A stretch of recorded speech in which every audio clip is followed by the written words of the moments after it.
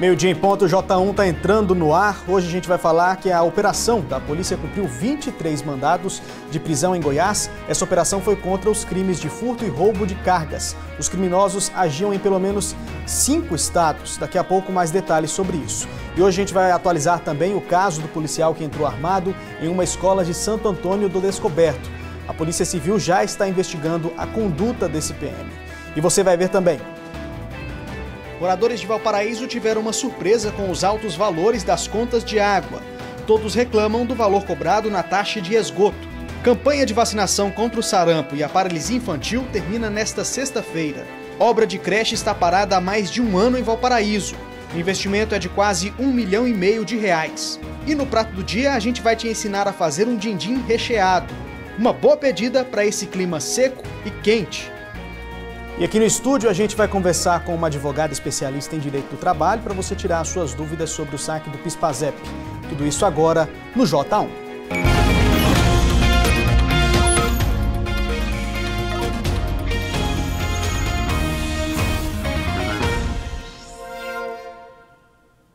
Ótima tarde para você. 23 mandados de prisão foram cumpridos hoje pela manhã em Goiás durante a Operação Zain, deflagrada pela Delegacia Estadual de Repressão a Furtos e Roubos de Cargas. Segundo as investigações, pelo menos 5 estados fazem parte desse esquema. A operação contou com o apoio da Polícia Rodoviária Federal. Ronaldo Lima de Jesus, de 34 anos, foi preso no Jardim Gá, em Lusiânia. Segundo as investigações, ele atuava diretamente no roubo dos veículos. O Ronaldo, ele alegava trabalhar em uma oficina mecânica de caminhões, mas também era motorista de caminhão, o que facilitaria a atuação dele nesse tipo de crime, tendo em vista que ele teria a possibilidade de dirigir os caminhões, de transportar esses veículos e essas cargas que tenham sido roubadas. O mandado de prisão foi cumprido hoje pela manhã. Apesar de negar o envolvimento nos crimes, a polícia encontrou na casa do suspeito vários indícios de que ele fazia parte da quadrilha. Foi realizada busca na sua residência e apreendidos alguns documentos e um caderno com anotações relativos a caminhões, que também foi apreendido e vai ser encaminhado para a equipe que cuida da investigação para análise. A operação de combate a roubo de veículos e cargas roubadas também cumpriu mandados de prisão e busca e apreensão nos estados do Pará, Rondônia, Mato Grosso e São Paulo. Segundo as investigações, aqui em Goiás, boa parte da mercadoria roubada era distribuída no Distrito Federal. De acordo com a Polícia Civil, a BR-040 é uma das principais rotas desses criminosos. Na terça-feira, um caminhão com 13 toneladas de soja foi roubado no pátio de uma empresa onde seria feito o descarregamento. O veículo foi encontrado horas depois às margens da rodovia, mas a carga, avaliada em R$15 mil, já havia desaparecido. Além de Lusiânia, a Polícia Civil também cumpriu outros 22 mandados de prisão e 29 de busca e apreensão no estado. Os presos e todo o material apreendido foram encaminhados à Superintendência de Polícia Técnico-Científica em Goiânia.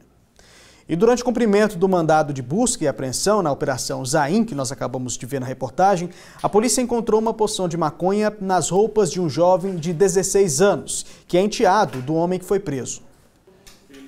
No celular do menor, os policiais identificaram conversas em um aplicativo de mensagens, onde ele negociava e também combinava a entrega do entorpecente. Durante o cumprimento do mandado de busca e apreensão na residência, além de documentos relativos à quadrilha, aos roubos de cargas e caminhões, encontramos uma porção de maconha e conduzimos e autuamos por tráfico de drogas um menor enteado do Ronaldo, o qual ele praticava a mercância de drogas na região, sendo que no celular dele constavam mensagens negociando a droga e combinando a entrega das substâncias próximos a colégios e quadras, campos de esportes ali da região do Jardim Gá.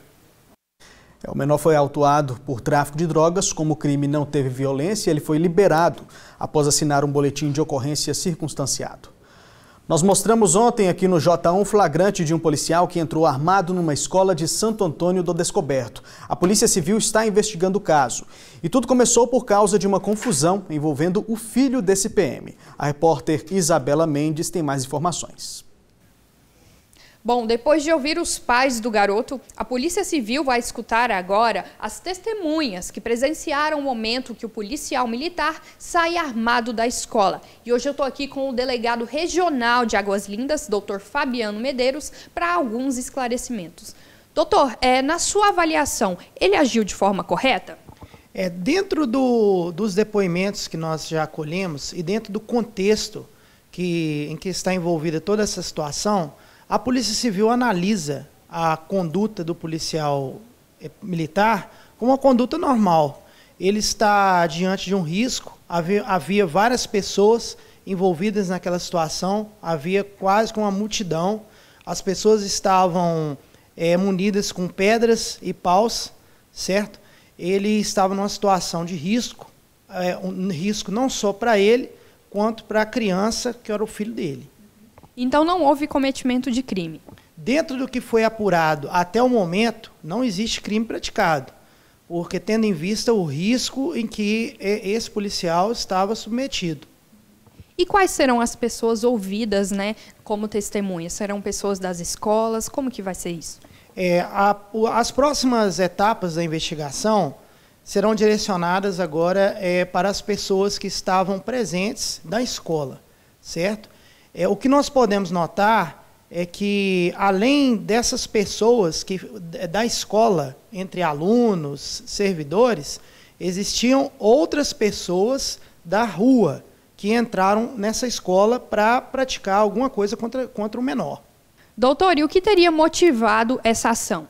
O que teria motivado essa ação teria sido um suposto abuso, que ainda está sendo apurado pela Delegacia de Santo Antônio Descoberto, que supostamente teria sido praticado por esse menor contra uma outra menor, certo? Só que isso aí já está sendo investigado pela delegacia para ver se realmente procede, essa situação.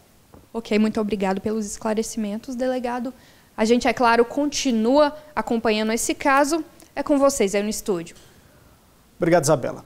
Outro assunto agora, o Presídio Estadual de Anápolis inaugurou 5 salas de aula e foram os próprios presos que construíram toda a estrutura. Quem estuda ganha a liberdade mais cedo. Salas de aula, carteiras, quadro, tudo que uma escola tem. A única diferença é que essa daqui fica dentro de um presídio. Neste semestre, quase 200 reeducandos estão matriculados no ensino fundamental e médio.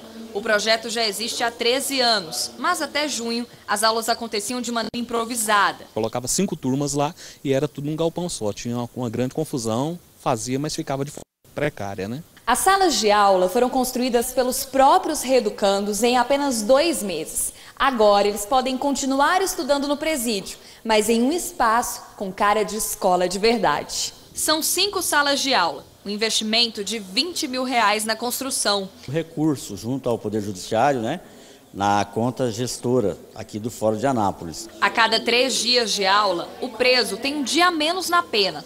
A redução também pode ser de 4 dias, se o reeducando ler um livro por mês e fizer uma resenha. Além de ser um passatempo, que a gente tira o tempo ocioso, a gente tem a possibilidade de agregar conhecimento. Esse homem concluiu o ensino fundamental e já faz planos para o futuro. Ensino fundamental concluído, eu vou continuar e terminar os estudos e ir para a faculdade.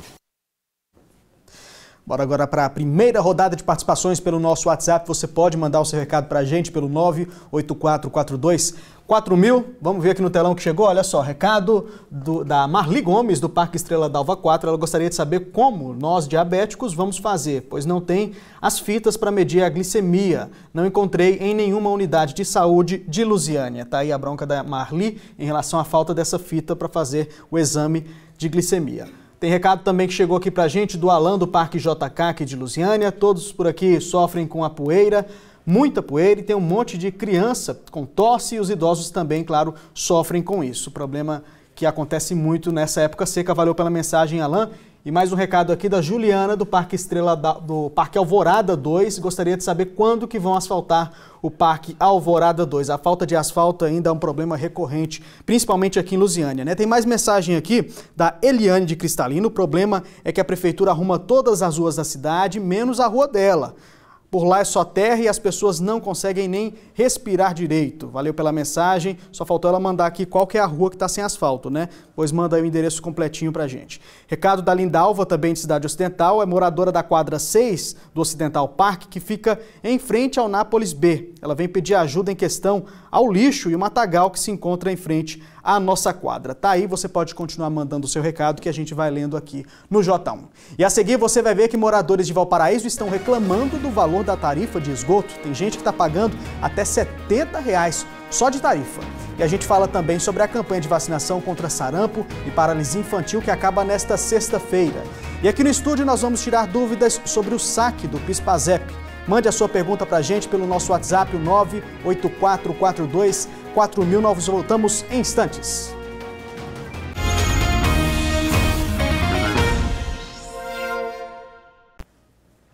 Meio-dia e 13, o J1 está de volta.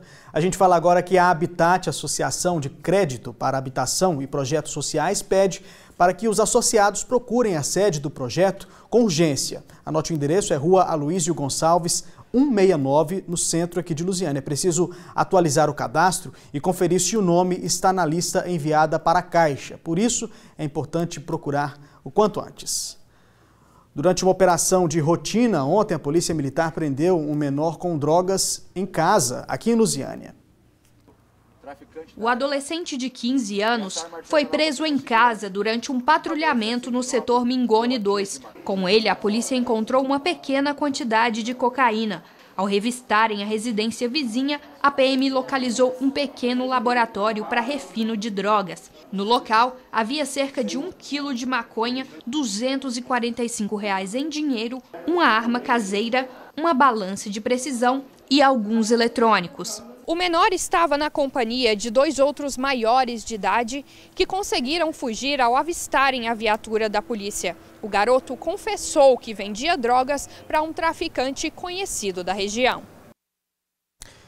Sugestão de reportagem que chegou pelo nosso WhatsApp. Moradores de Valparaíso tiveram uma surpresa com os altos valores das contas de água. Eles dizem que ficaram assustados com o valor das faturas e também criticam a cobrança de taxas de esgotos que, segundo eles, são abusivas. A conta de água da Helena esse mês veio salgada por causa da taxa de esgoto, o que pesou no orçamento da cabeleireira. A gente está pagando por uma coisa que a gente não tem. Você está entendendo? Por quê? Porque quando enche cada fossa, a gente chama o limpa-fossa. Então, que taxa de esgoto é essa que a gente está pagando? Poxa, você pagar, meu consumo foi R$16. Saneágua está me cobrando R$68 a mais do que? Neste condomínio com 66 apartamentos, essa mesma tarifa esse mês veio no valor de R$73, o que tem deixado moradores indignados. O síndico diz que já entrou em contato com a Saneago para saber o porquê desse aumento. Ele disse que é um vazamento, só que esse vazamento não procede, esse vazamento, porque nós contratamos a empresa que construiu o condomínio, disse que tem o laudo e que prova que não tem nenhum vazamento interno. Por aqui, nem a grama do condomínio está sendo molhada para evitar que a taxa venha ainda mais alta. A grama está seca, a gente desligou tudo, porque eles estavam dizendo que a gente estava lavando a calçada do condomínio, molhando as plantas. Você está vendo, olha, a grama secou tudo, o condomínio, está tudo seco aí, para a gente tá evitando, né, de usar água. E depois que a gente deixou de usar, foi aumentar a água. E esse é o mesmo problema desse outro condomínio de Valparaíso. A conta de agosto do Hélio veio no valor de R$67, R$32 só de taxa de esgoto, que ele afirma que por aqui não existe rede de esgoto. A taxa de esgoto, mas nem esgoto aqui tem, né? E eles não explicam por quê. Fala que tem uma legislação que autoriza eles cobrar. Mas dessa vez estão cobrando a taxa de esgoto e o vazamento da água do cano deles aqui dentro do condomínio.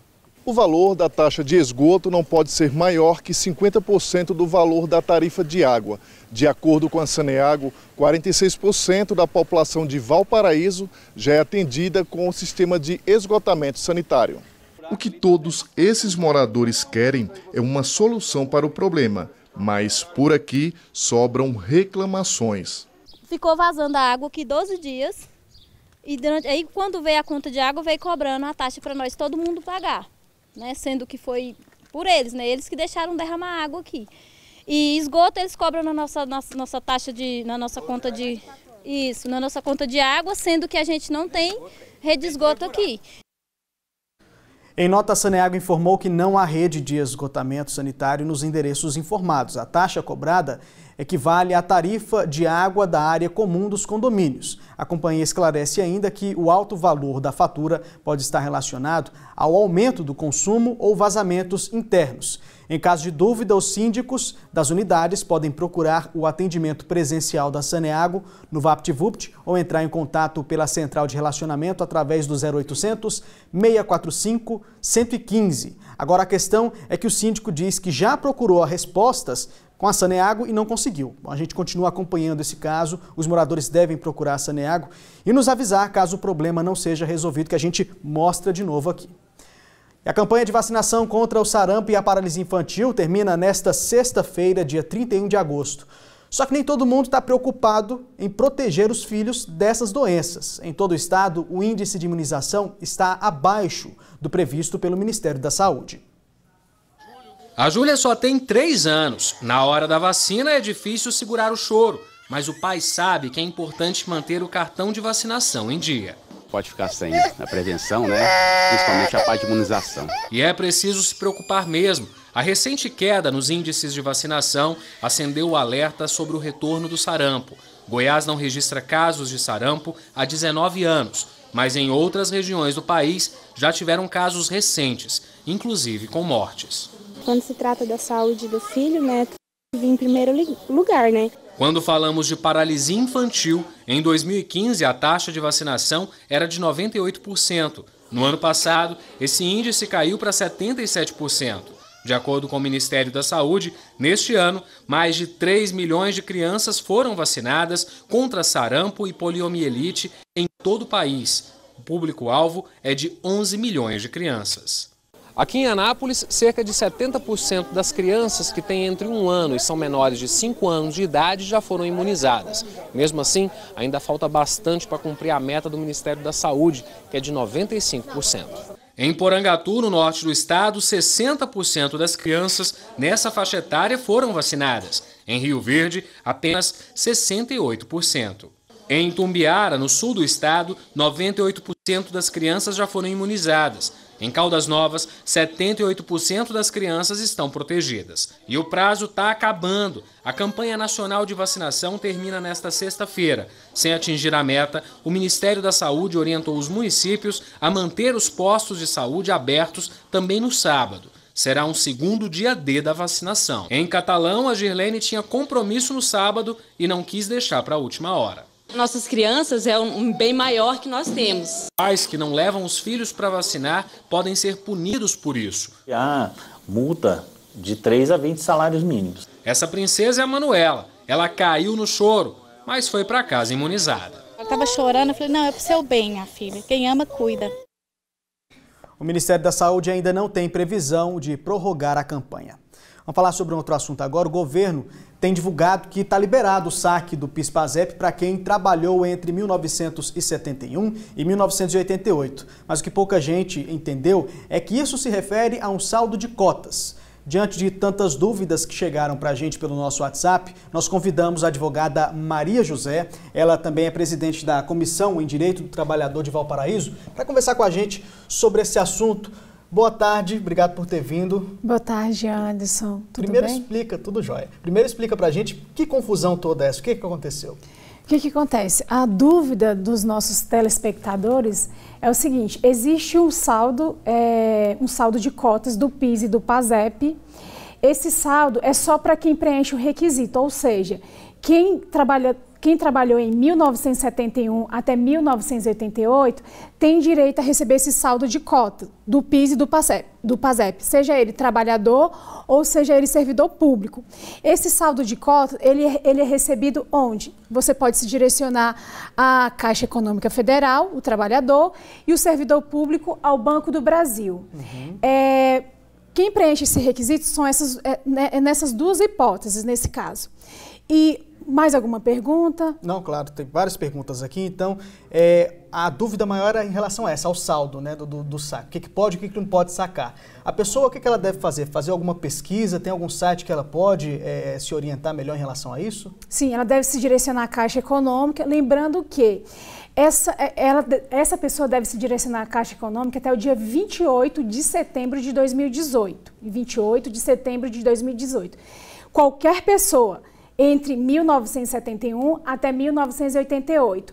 Passando do dia 28 de setembro de 2018, aí vai preencher um requisito, ou seja, deve ter atingido 60 anos de idade, receber o benefício de prestação continuada, o LOAS, ser inválido ou ter algum dependente da família inválido. Ou estar na reforma, ou transferido para a reforma, ou recebendo alguma remuneração. Certo, se você que está em casa está assistindo a gente tem alguma dúvida sobre esse assunto, pode mandar pelo nosso WhatsApp. Chegaram algumas perguntas aqui. Olha só, a Delcina de Queiroz do Setor Leste, ela é aposentada e ela pergunta se aposentados e pensionistas têm direito ao PIS. Aposentados e pensionistas? Isso. Nesse caso, o caso que nós estamos tratando agora, Delcina, é o seguinte, é sobre o saldo de cotas do PIS e do PASEP. Ou seja, se você estiver enquadrado nos anos de 1971 até 1988, você pode se direcionar à agência do Banco da Caixa Econômica Federal e solicitar esse saldo, levantar esse saldo que está na média de R$ 1.350. Outra pergunta parecida aqui é da Raimunda lá de Formosa. Ela quer saber se a empregada doméstica tem direito ao PIS também. Empregador doméstico não tem direito a PIS, tá? Ela tem uma legislação própria, não tem direito a PIS, porque para quem presta serviço para uma empresa, pessoa jurídica de direito privado, ou seja, o empregador doméstico não tem direito ao PIS, porque geralmente ele é contratado por uma pessoa física, então não tem direito a PIS. Certo. Outra pergunta aqui do Marco Veríssimo, lá de Cristalina. Ele disse que trabalhou em 2017 e saiu em outubro. Ele tem direito ao PIS esse ano, ele recebia antes, mas de 2014 para cá não recebeu mais. Ele foi contratado em 2017. Isso.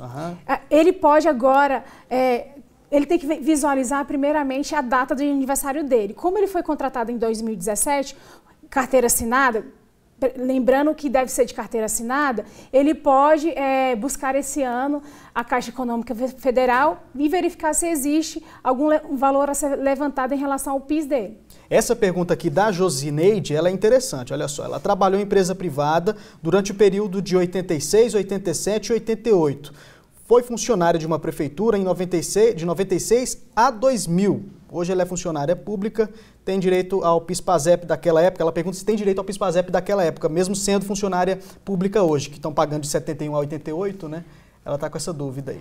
Olha, como eu já acabei de levantar, se a senhora estiver enquadrada nos anos de 1971 a 1988, pode se direcionar ao Banco do Brasil e verificar se a senhora pode levantar esse saldo de cotas. Tá certo. A senhora continua aqui com a gente, que no próximo bloco nós vamos tirar mais dúvidas que chegaram em relação a esse assunto. Obrigado por enquanto. Obrigada. E olha só, hora de falar das ofertas de emprego para a região. Tem uma empresa de Novo Gama oferecendo 22 vagas para vendedor assistente de vendas, estoquista e montador. Os interessados devem ligar nesse número que está aparecendo na tela, é o 62 99947 3653. Repetindo para você anotar, 62 99947 3653. Na verdade, não é 62 não, é 61, tá? E você vai ver agora outras oportunidades de emprego no Cine de Cristalina, dá só uma olhada. O Cine de Cristalina oferece uma vaga para auxiliar de cozinha, atendente de farmácia, serviços gerais, garçom, vendedor externo, recepcionista, vigilante, vendedor, assistente de cooperativismo, operador de perfuratriz, auxiliar administrativo para pessoa com necessidade especial e uma vaga para cozinheira. Já aqui para Lusiânia, a oportunidade é para trabalhar em um shopping como assistente comercial. Os interessados devem mandar o currículo nesse e-mail que está aparecendo no vídeo ou entrar em contato pelo telefone 3084-4626.